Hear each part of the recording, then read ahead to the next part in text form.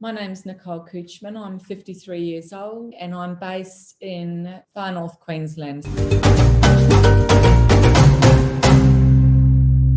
Hello, everybody, and welcome back to the Herstory TV and the Herstory podcast. This is Gertrude Mache here in beautiful Wellington, New Zealand, and I'm graced with the presence of yet another fascinating lady. Welcome, welcome, welcome to our tribe. Thank you. Please tell everybody your full name, where you're based, how old you are, and share your story with us today. Thanks, Gertrude. My name's Nicole Couchman. I'm 53 years old, or nearly 53, and I'm based in Malanda, which is a really small rural town in far north Queensland. So I'm in the Atherton Tablelands. My story is about my journey with my daughter. So my daughter, the snippet I'm going to share with you is my daughter was 9.5 years old. It was a beautiful sunny day and it was the doorway of my bedroom and she was having yet another meltdown. So her back was arched. It was like something out of a movie. She wanted something to get out of her body and she was screaming in her undies. All her ribs were exposed. Get it out, mummy, get it out, mummy. And then all of a sudden, she just went limp, curled up in a ball and looked at me and said, Mummy, I want to die. I don't want to keep doing this to you. And I remember scooping her up in my arms and saying to her, we will find what's going on and we will overcome this together.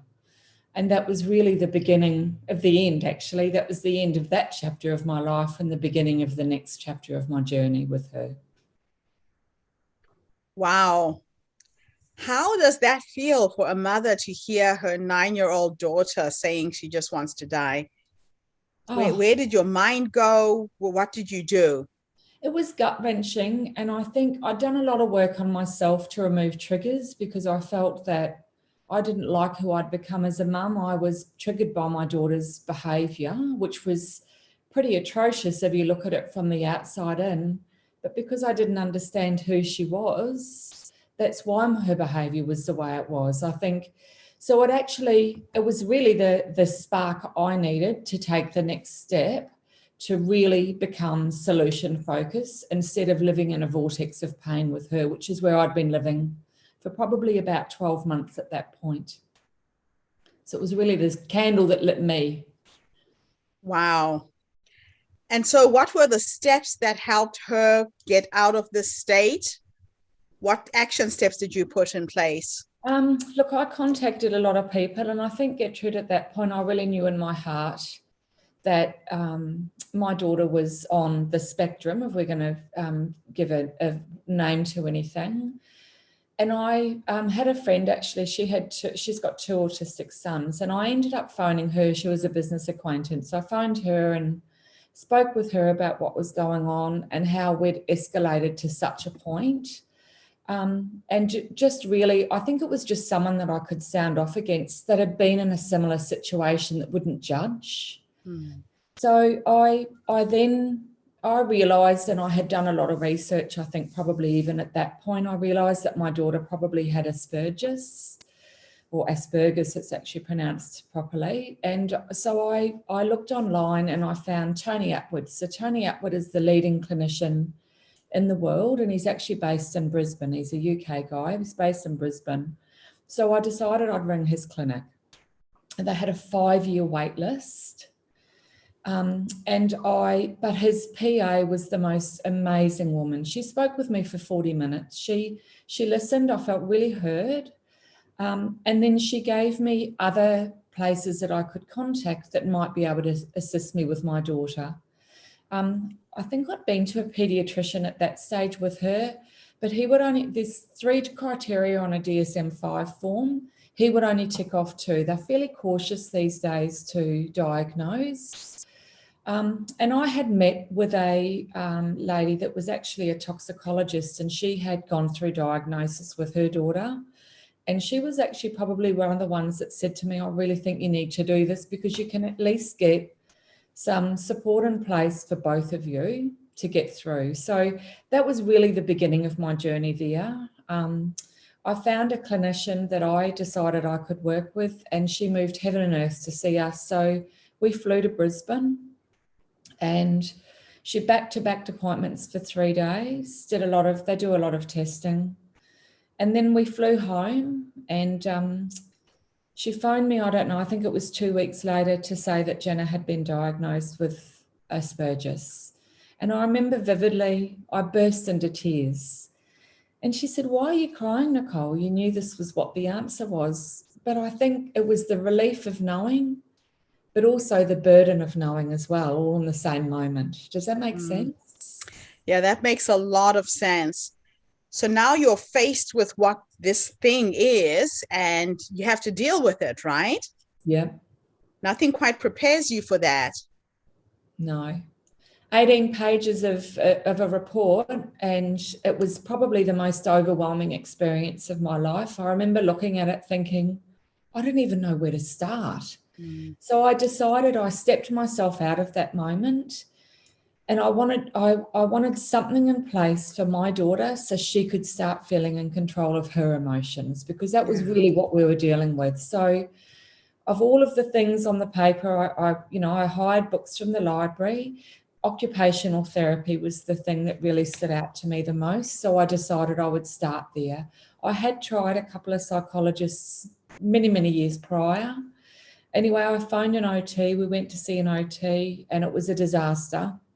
She decided she didn't work with children. She worked with the families to support them. I'm not the one that needs to feel supported. That's my daughter wanted that. So we went to her. It cost me a fortune. And then I found another occupational therapist, and I messaged her and I said, "I need to speak with you before I see you." And it took a lot of convincing, because for those that have worked with ASD children, they have got a very fixed mindset. So Jenna, in her mind, OTs were not good, and she didn't want to see another one. So I don't quite know how I managed to work with her to get there. But anyway, we went to see this OT, and what I had said to her was, Jenna needs to leave with something tangible. She needs something so she can feel that you've given her a skill, so she feels that she can start working to feel better about herself. She said, "My first consult is always about building a rapport." So she did. She just built a rapport. She came home with some chewy beads and a little toy, a fiddle toy. And it was really the beginning of the rest of my life. She was a very life-changing moment. I finally felt like I had something in place, and we were actually heading in a particular direction. Wow. Now this would be any mother's nightmare, so to speak. But it sounds to me like you learned so much from your daughter. What are the lessons learned up to this point? Oh, look, she's been my greatest teacher in life. She's actually taught me a lot about myself, Gertrude, an immense amount about myself. And I've always been a fairly strong person, and I've always had a very definite mind. And I'm quite stubborn, actually. But she's taught me a lot more humility toward other human beings as well. So I have no judgment of others, and learning how to meet people where they're at. Being kinder to myself. That was probably, and it's taken me, I'm 5.5 years post that. It has taken me all of that time to really come back to center and find who I am through the storm that has been my life. I studied while I was doing that. So I was studying naturopathy and nutrition as well. I had to put my studies on hold for a year. But I then fast-tracked my study and went through, because I was determined that I would be able to help other mums in similar situations. And it really led me on a path. Now, I looked at studying nutrition when I was in my 20s, but I'd convinced myself I wasn't intelligent enough to study. And it took this experience for me to really push through and get to where I wanted to go in life. Wow, it sounds like you were thoroughly stretched, so to speak. Very much so. I came out very burnt out the other side of all of that, by the way. Yeah. As you would. And now, how old is your daughter? How are things going with the two of you? So my daughter she'll be 15 next month. She's an amazing human being. She's got the most beautiful sense of humor. So my daughter's high functioning. So that means that I've had people say to me, I think you're wrong. There's nothing wrong with your daughter. She looks perfectly normal to me. All of these sorts of comments. She has a lot more troubles with social situations. So has difficulty reading. So when she was first diagnosed, she could recognize happy, sad, and angry. They were pretty much the three emotions, and that's what we yo-yoed between. So Right. nothing in between. So those little finite details. So reading, if someone frowns, they're angry. It's not that so that makes it very difficult because we speak in the English language, we speak in innuendos. So she has a very black and white view of the world. So she's amazing, and she's a very articulate human. So she can really articulate her needs and where she's at. I've had yet another journey this year. My daughter went to see her dad, who lives in South Australia, for Christmas, and she opted to stay down there and spend some time with her father. So I'm now having to learn to parent my daughter, who doesn't get any support down there, from afar. So I'm learning new lessons this year, Gertrude. Wow. But we have a beautiful relationship. We have a very open relationship. And I love that we will talk about anything. We have so she's a super cool little human. Yeah. Oh, it sounds to me like she's constantly stretching you. Constantly, yeah. Yeah. And you're responding so beautifully to that, which is just amazing to see. Now, if you were to have a conversation with the younger you, that young woman who was faced with this challenge when your daughter was 9 years old, based on what life has taught you up to this point, what nuggets of wisdom can you share? Talk as if you're talking to someone who is in your position then. For you to get to this point, what wisdom can you impart? Trust your gut. You're the mum and you know best. I think often as mums, we don't trust ourselves enough, and we're so busy listening to others and handing our power over to others. But if there are nuances that you observe that are unique, I think it's very difficult with children as well, is that this is my only child. So what's normal and what's not? I've got no idea. I've never parented a child before, and there is no manual for parenting. But you know your child best, and if there are nuances there and you are noticing challenges along the way, seek help, but find others, I think, that have walked that path before you. I think that rather than reaching out, I learned to not speak to most people, because most people will have an opinion or a judgment based on their life and their home. So I think that would probably be the kindest thing you could ever do for yourself, is to seek others that have been in that position and chat with those people, because they're not judging the way you're parenting. They are not listening to social norms and feeling that it is not normal to not do this. Normal is what goes on in your house. Yeah. It's not what happens to everybody else, because your world is very different to mine. Very different to mine. So I think and just take one step at a time. Be kind to you, and I think drop expectations of yourself and your child. I had to learn very quickly to not demand things of my daughter, because it put more pressure on her. And by me, I would be very stressed in situations. Kids feed off our stress anyway, least of all those that have got really big sensory loads. So as difficult as that is to hear and do, lower your expectations and find the good things in your world. If that means that you can go and stand outside for 5 minutes, look at the sun, gaze up there, feel a warm cup of tea in front of you, take those moments and learn that they are the nuggets in your life. I think they're the moments that will feed your soul, because there are many times when you can't leave your house. It's not possible. So it's finding the smallest of pleasures in life. And if that is that you get to have a shower on your own and you've washed your hair, start to really feel that that's a luxurious situation. And I know that sounds quite ludicrous to some, but it really is the way to start feeding your soul and finding moments of gratitude, because they can be. I love that. Yeah. Yeah, it's very easy to take things for granted, things in our daily lives. Yeah. Just living moment by moment should be the only way to live, quite honestly.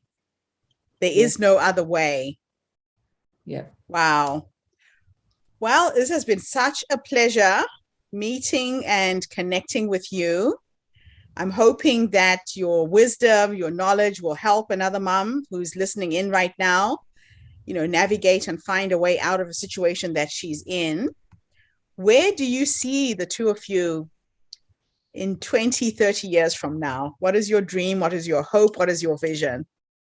Do you know, Gertrude, ever since I went through this with her, I always said to her, I feel that our experience will be a platform for us to help others. So I really see my daughter sharing her experience alongside of me to support and empower other kids that are going through really similar challenges, or my hope is that we can offer hope to other families. That there is a light at the end of the tunnel, because I can assure you it looks like a really long black road at some point, and at many points. And it's not to say that it's all good. And I actually stopped sharing my story, Gertrude, because I felt that I wasn't going through all of the challenges that I was going through anymore. So how could I possibly share my story and help others, because I wasn't living that experience anymore? So I really see that that's our way forward. I'd love to I'd like to build a retreat centre. I'd actually love a sensory cafe for kids that really struggle with noise and environments. It's in my mind's eye, and I would love to run retreats for mums and partner with an OT and other therapists that can be supporting the kids while the mums get a break. Okay. Yeah, that's very important, the whole self-care. As you are supporting your child, just remembering to take care of you too. Yeah, and it looks different to others. I mean, what you consider to be self-care for me is I've always loved food, and I've always realised the power of food. My first step in self-care was to really focus on ensuring that I fed and fueled my body well. That was the only thing I could manage. However, that's what I did, and that was my way forward. I wouldn't be where I am today if I hadn't have really learned to look after myself. Yeah. No, that's just awesome. You have to put the oxygen tank on you first before you can help somebody else, right? Yeah, but it's a really difficult thing to hear when you're going through challenges, because you want to help your child. Yeah. Well, this has been awesome. Thank you so much for coming online and sharing with us what has been your journey. I hope that anybody out there who is listening has found some inspiration from this interview. And I love the way that you're just taking it one day at a time with your daughter as you go through the journey, because there's only this moment. Yes. Thank you for sharing, Nicole. And thank you to everybody who tuned in today. I'll be back again tomorrow with yet another fascinating story. Have a fantastic day wherever you are in the world. And bye for now. Thank you. Thanks, Gertrude.